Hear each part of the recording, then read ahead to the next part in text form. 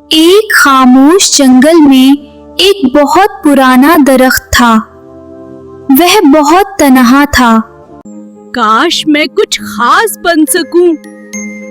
मैं दूसरों की मदद करना चाहता हूँ। हेलो बड़े दरख्त, तुम इतने उदास क्यों हो?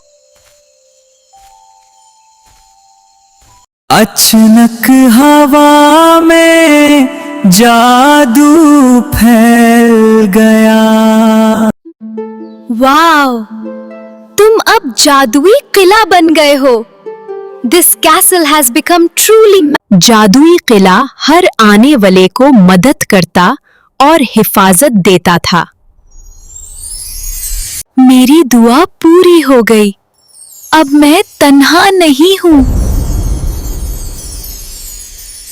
अच्छी दुआ जिंदगी बदल सकती है। अगर आपको हमारी फनी एंटरटेनमेंट इस्लामिक कार्टून्स और स्टोरीज पसंद आती हैं तो फ्लम्बो टीवी यूट्यूब चैनल को सब्सक्राइब करना बिल्कुल मत भूलिए।